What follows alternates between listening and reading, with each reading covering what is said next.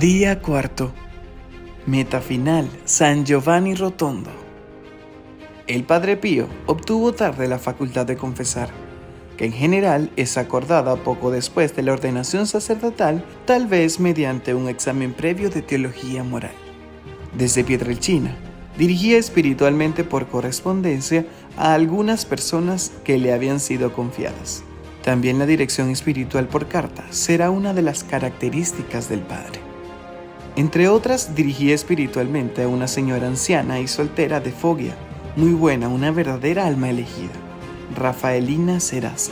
Cuando enfermó gravemente, insistió a los capuchinos de Foggia, a los que conocía bien, para que pudiera cumplir su deseo de conocer personalmente al Padre Pío antes de morir. Era un deseo muy comprensible. Era la petición de un gran acto de caridad. Además, podía ser la ocasión tan deseada por los superiores de hacer salir al Padre Pío de su aislamiento de Pietrelcina. Tanto el director espiritual como el superior provincial estuvieron de acuerdo en solicitar al Padre esta visita a Foggia. Parecía que se trataba de una visita pasajera para asistir al agonizante. Fue así como el Padre Pío, que estaba atravesando en ese momento un periodo de tremenda aridez, de verdadera noche del espíritu, hizo un esfuerzo y emprendió el viaje hacia Foggia.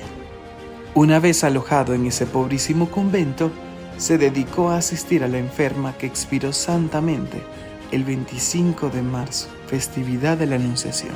En el convento de Santa Ana, como se llamaba esa comunidad capuchina, el Padre Pío ya no sufrió de ese grave trastorno del vómito que le impedía cualquier tipo de alimentación, por lo que se quedó allí feliz de vivir en comunidad y de compartir la gran pobreza de sus hermanos. La permanencia del Padre Pío en Santa Ana no fue ciertamente pacífica. Aunque su presencia era bienvenida por sus hermanos, al ser un sacerdote tan dedicado a la oración y a la vez alegre y encantador en el tiempo de ocio, sucedieron hechos que causaron una gran confusión. A menudo, sobre todo por la noche, se oían ruidos y detonaciones de tal magnitud que aterrorizaban a esos pobres frailes. El Padre Pío pidió perdón a su superior y le dio la siguiente explicación. El demonio le tentaba de todas las maneras posibles. Él luchaba y siempre le derrotaba, pero se quedaba agotado y tan sudado que los hermanos tenían que ayudarle a cambiarse. Sin embargo, él permanecía sereno e intentaba transmitirles a todos su serenidad. Tenemos que añadir que su presencia no pasó inadvertida a la gente. Inmediatamente le buscaron como confesor y director espiritual, por lo que poco a poco aumentó el flujo de fieles al convento. El 28 de julio sucedió un hecho nuevo que podría haber sido insignificante y en cambio tuvo una importancia decisiva. El superior del convento de San Giovanni Rotondo pasó por Foggia y viendo al Padre Pío sufriendo a causa del gran dolor que hacía, le pidió que se fuera con él a San Giovanni durante unos días. El Padre Pío aceptó de buena gana.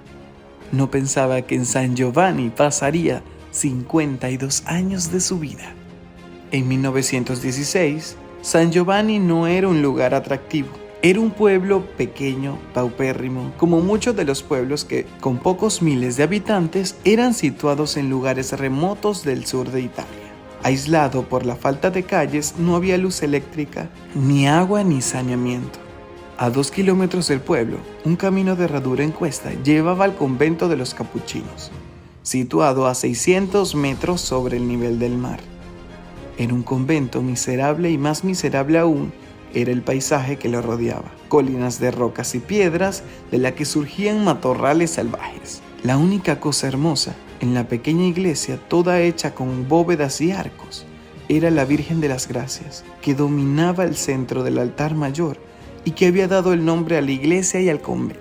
Aquí llegó el Padre Pío el 28 de julio de 1916, acompañado por el Padre Superior, casi como si fuera una excursión de un día para huir de la canícula de Foggia.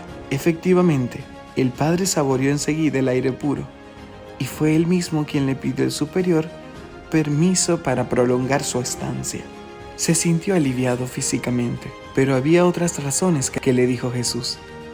Es difícil saber si le fue revelado de inmediato que iba a transcurrir en ese lugar el resto de su vida.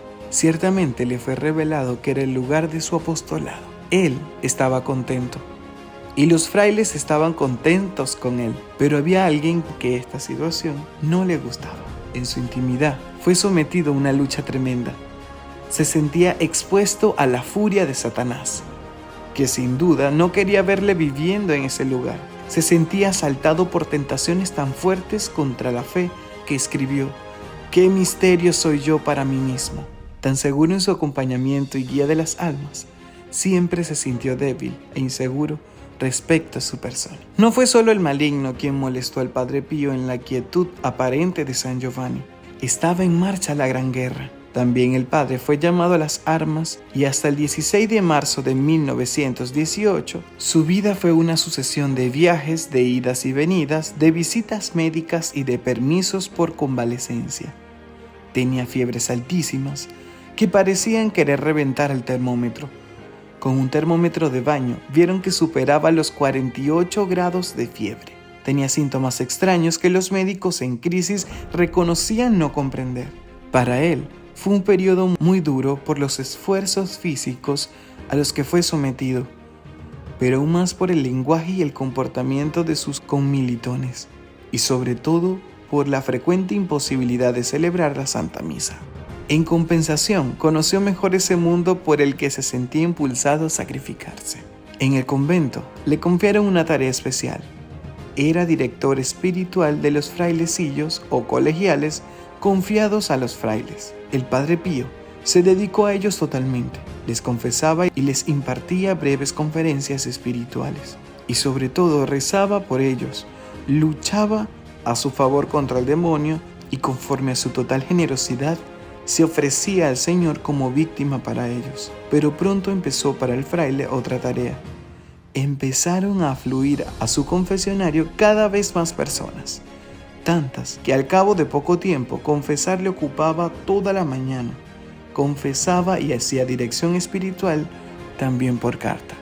No solo el demonio le atormentaba, el Señor tenía para ese fraile un plan muy especial y no le escatimaba dulzuras espirituales y profundas, preparándole también a convertirse en un signo visible de su imagen. Del 5 al 7 de agosto de 1918, el Padre Pío sufrió casi ininterrumpidamente ese fenómeno místico que se llama transverberación.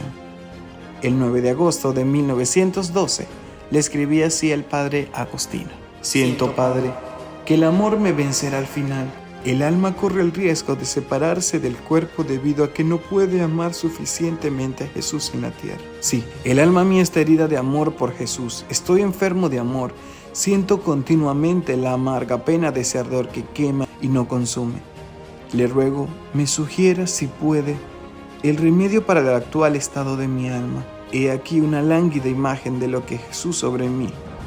Del mismo modo que un torrente arrastra consigo a la profundidad de los mares todo lo que encuentra en su recorrido, así mi alma se ha hundido en el océano sin orillas del amor de Jesús, sin mérito alguno por mi parte y sin dar razón de él, arrastrando tras de sí todos sus tesoros». Y el 12 de agosto del mismo año estaba en la iglesia para dar gracias por la misa, cuando de repente sentí que un dardo de fuego hería mi corazón, tan vivo y tan ardiente que creí morir. Me faltan las palabras para haceros comprender la intensidad de esta llama. De hecho, no puedo expresarlo. Me cree, el alma, víctima de estas consolaciones, se queda muda. Parece como si una fuerza invisible me sumergiera totalmente en un fuego. Dios mío, ¡qué fuego! Un segundo más y mi alma se separaría del cuerpo. Se hubiera ido con Jesús. Era como si un personaje celeste, con una larga hoja de hierro bien afilada, le atravesara el corazón con golpes continuos. A partir de ese momento, el padre sintió esa herida siempre abierta y sangrante, que nunca cicatrizó.